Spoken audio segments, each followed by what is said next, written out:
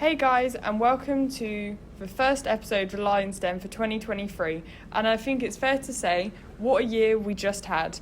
2022 has certainly thrown us the most random mix of unexpected events over the year, and us as the next generation have had to witness a society which seems to change at a faster pace by the day, all with the thought of how this will affect us playing in the background. Now, let's rewind back to January and wrap up 2022 from the outside and personal world and ask, what should we change as we move into the new year? As we go over what happened in 2022, it feels unbelievable. From Russia invading Ukraine and this political event which continues to change even by the day now, to the shortest run of a Prime Minister of 44 days with Liz Truss, 2022 has given us society turned upside down. Now, where to begin? First of all, I'm going to ask the question which seems impossible to answer. What was the most significant event of 2022? For me, I believe the death of Queen Elizabeth II altered society and the news as we know it. She was a symbol of British culture, unity and solidarity, and throughout the 70 years of an ever-changing society and world, she created a legacy which is unforgettable and will continue to leave this into the future. The sense of community created after her death truly showed the power of us as a country. From waves of flowers, photos, queues and marmalade sandwiches, tributes were made by millions across the country, recalling their memories of the influence she held over their lives. A time of mourning combined with community brought the country together after years of hardship, especially through the powerful image and the ceremonies of her funeral, highlighting the loyalty and patriarchal pride we all held. So, what do you two think is the most significant event which happened in 2022? At the time I didn't realise the significance of it until like a few days after it happened, but when Russia invaded Ukraine, it kind of hit me quite how big that event was, because obviously so many people suffered and have had to leave their homes in Ukraine and have been killed, and so many atrocious things have been happening there. But then also for the UK, it's kind of made us question ourselves more, because it's sparked a kind of like a debate that has been sparked about how people who seek asylum, like some people are treated differently and then some people aren't. Like the people who come and seek asylum from Ukraine are there's not really much denying that they're treated differently. Yeah. The government actively kind of encourage them to seek out places of accommodation and things, and not that anyone shouldn't be denied those things, but other people are denied those things, because you get other news stories about that massive centre that held loads of people who were seeking asylum but hadn't got it yet, and that was just inhumane living conditions. And it kind of begs the question, what is the deciding factor? And I suppose it's kind of obvious. It is like race. Yeah. There's one place for kind of all the non-white people and then one place for the white people. Yeah, it's like we feel sympathetic for the Ukrainians because they look white. They look like like British us, people. yeah. So we're like, oh, I feel so bad for you. You're just like me. The second you see someone who's not white walk in and say, oh, my country's war-torn, I need somewhere safe to go, you're like, yeah, no, go away. No, Yeah, we're not it's interested. Go away, you just want to sponge There's off still us. not. Yeah, we're not interested. There's in 100% still not equal access for people who want to seek asylum. Definitely not. No, I love it when if you're non-white and you come here seeking asylum, people will just brand you as like an economic migrant. Yeah. It's You're also- just taking our jobs. It's also, if you're white and you come here, you're an expat. If you're non-white and you come here, you're an immigrant. Yeah, exactly. I'm like, no, don't think that's how it works. Yeah. What do you think, Lana? I think for me, seeing the images of the protests in Iran reminded me how fortunate we all are to be living in the West, as bad as it is sometimes. Yeah. As being Arab myself, it saddens me how brutally the government are treating their people, or say the government in air quotes, and knowing that women who are just like me are being murdered for protesting against their loss of basic human rights and expressing themselves is a really horrid feeling to have. And I think that everyone, Arab or not, shares in this feeling, and that the only difference between all of us and people like Mashara Amini is that she was born there and we were born here. Yeah, exactly. And it's really sobering to think about how fortunate we actually are. But and also that shouldn't take take away from the fact that there are lots of things which are not right here, and we shouldn't just settle. Yeah, but exactly. it's nice to take a step back and think, actually, you know what, at least like I'm not going to be chased and shot when I leave my house this morning. It just still feels like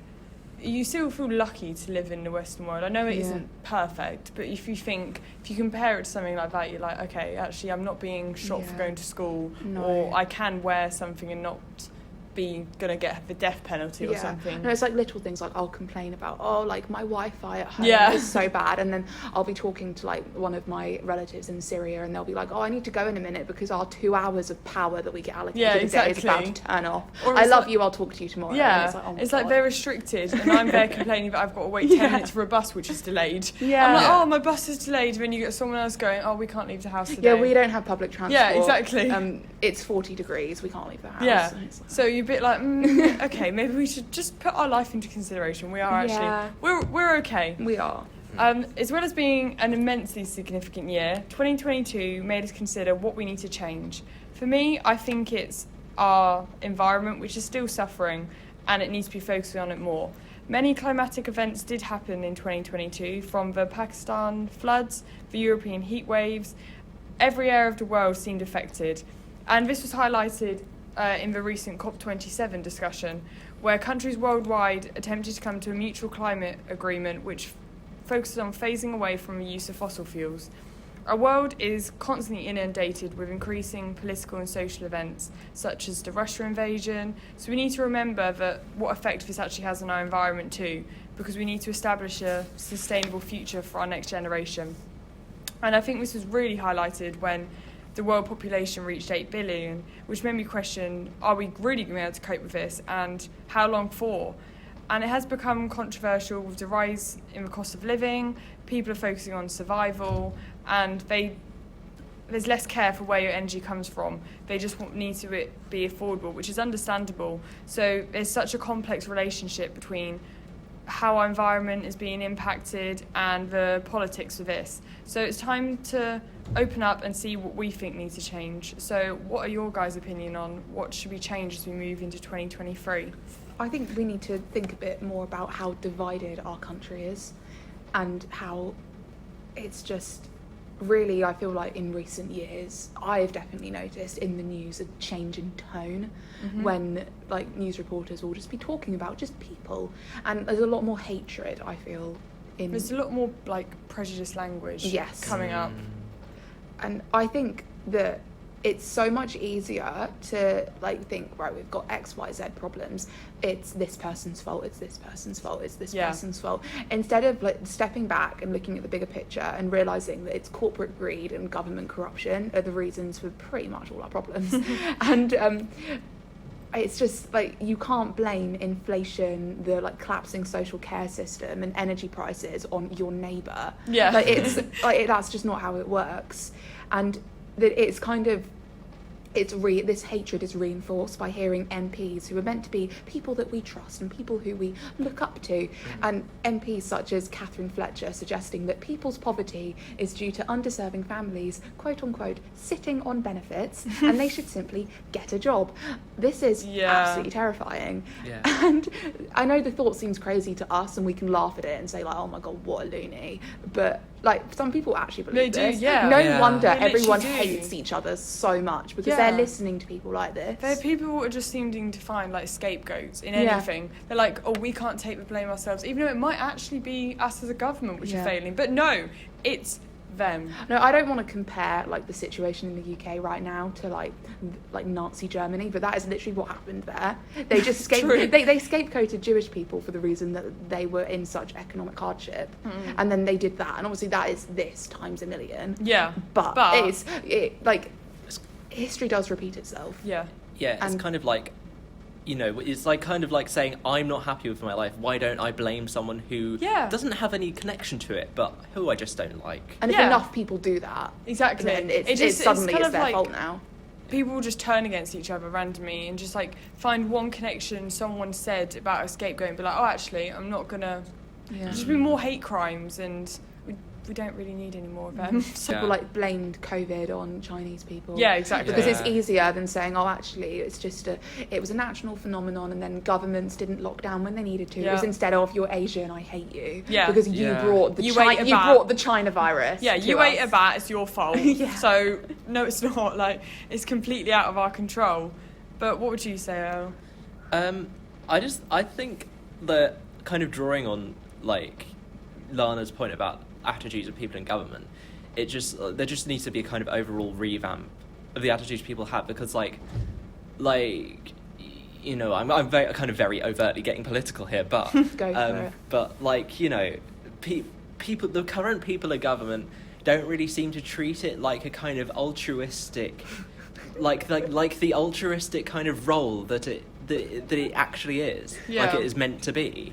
They're just like, they use it for their own self-image, and if they don't use it for their own self-image, they use it to distract from the fact that they're doing other things behind the scenes that benefit them but like disadvantage other people. Like for example, you know how like Bunak got done for not wearing a seatbelt, but like it's like it detracts from what he's actually doing. Yeah. Like, what relevance does him not wearing a seatbelt have in my life, really? A lot of people don't. I know it's really bad, but like some people just don't wear a seatbelt. But I really don't or they think- forget. Like it's not good, but it happens. I really don't think not wearing a seatbelt is our biggest problem No, right now. our biggest Yeah. problem is the fact that he's the richest prime minister in history. Yeah. His wife is a tax avoider, and they're just like basically now bankrolling on all of Lana's us. getting political. Yeah, that's the problem. No, but it's the fact that you have people in the UK, which is meant to be like a developed country, and we're meant to be amazing, when in reality you've got people deciding whether to heat their homes and stay warm to prevent getting ill, or eat. Yeah. And that's something which,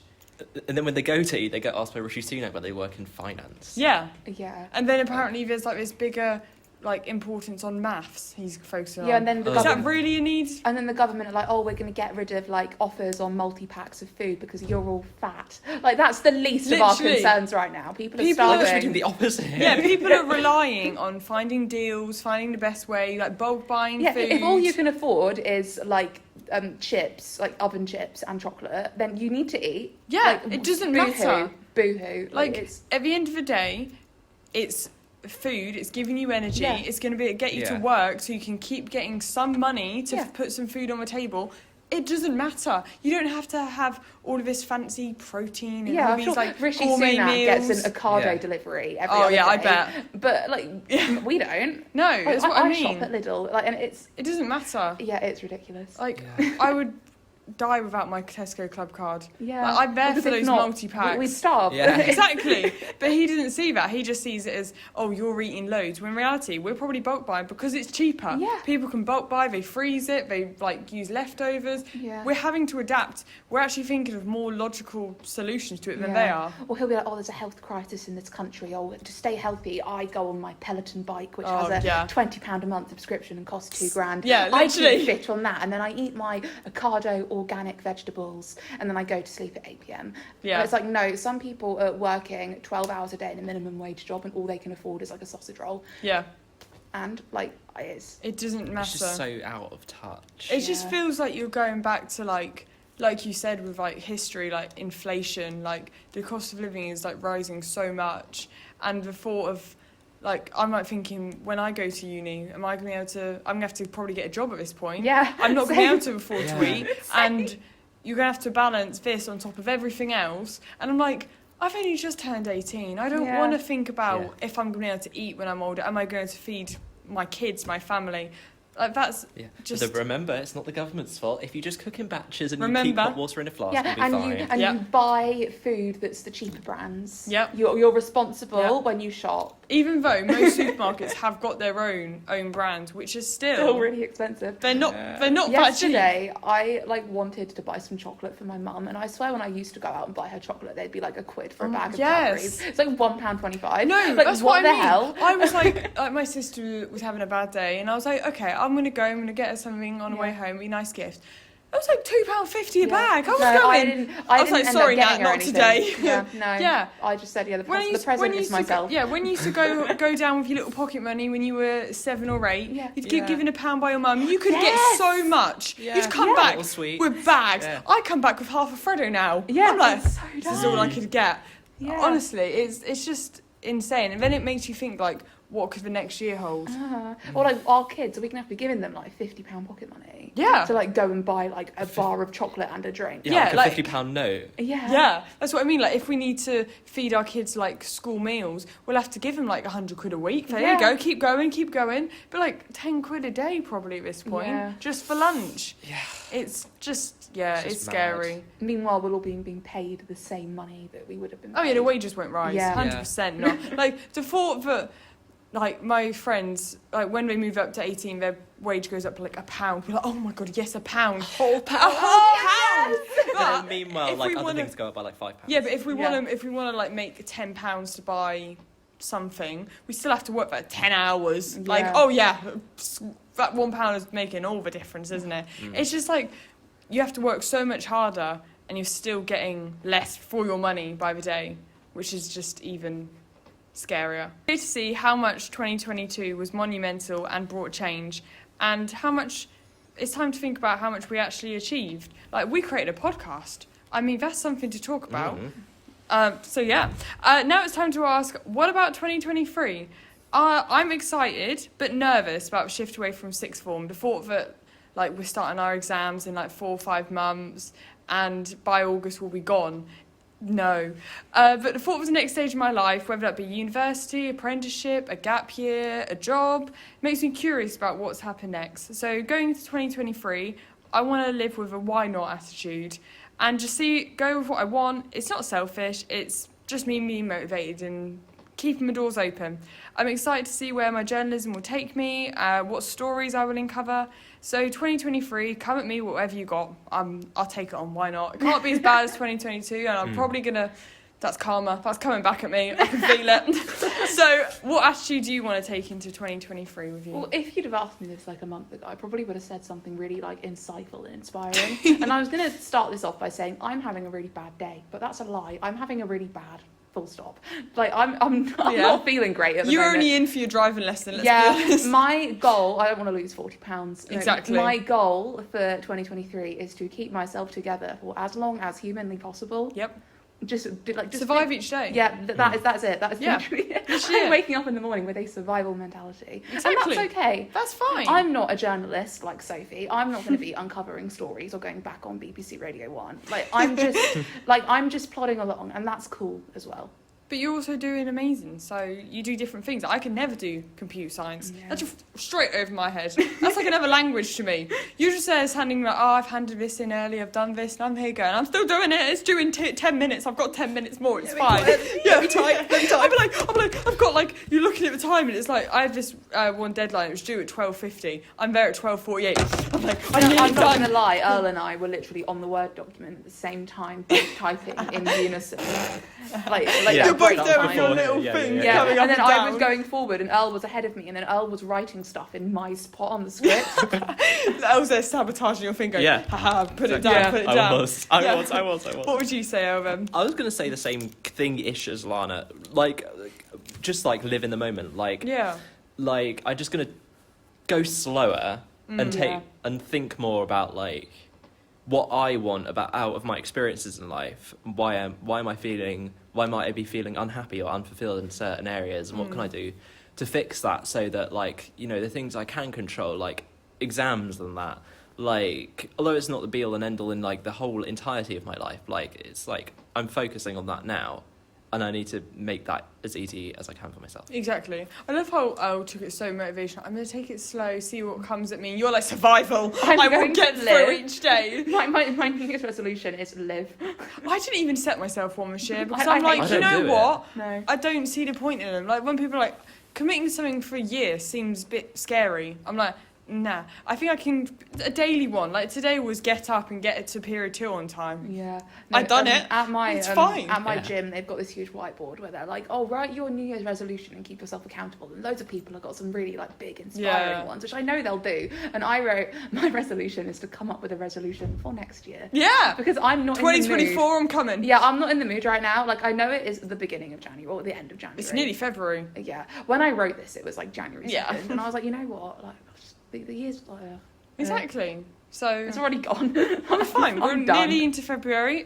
We're Only getting there. 11 more months to go. Woo! Lana's New Year Oh, resolution. Exactly. God. You've got 11 months to think of it. You'll be fine. We're setting a countdown on my phone. Yeah, we are. We're ready. I'll message You'll be you. ringing I'll me. message you on the 1st of December. You'll be the in, like, 1st of Nottingham January, or I know. wherever. Yeah, exactly. We're like, the what? Whatever uni you're at, and I'm like, do you remember this? I've got No. snippets. I've got proof. You No. said you had No, one ready. You used one of those AI voice things Yeah, to of course. mimic Yeah. me. It's like Black GPT. Mirror. Yeah, no, I never said that. No, sure. We're gonna record that, put it on a poster on a t-shirt. We'll wear it. Yeah. I never said We'll turn it up on like the first day, and we'll be like, look. It's like when that other quote used in the podcast where it's like, if immigrants are in a dinghy are your biggest fear, then you should worry.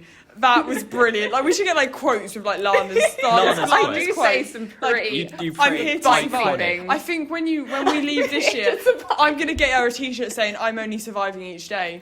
I'm gonna find If we you had a like- yearbook, that would be my quote. It would. I'd need a page of quotes. Yeah, We I'm had just a gonna get you yearbook. like a little line on the top of the t-shirt and just say I'm only here to survive. Yep. Go to uni and be like, look, this is my I'm goal gonna for today. I'm going to get a t-shirt and also make a massive list of Lana quotes and then just cover the t-shirt in them. Yeah, That'll be exactly. all over print. It'd be want brilliant. I want to collate. You should get all like of the- tattoos of all your of the quotes. things I've said.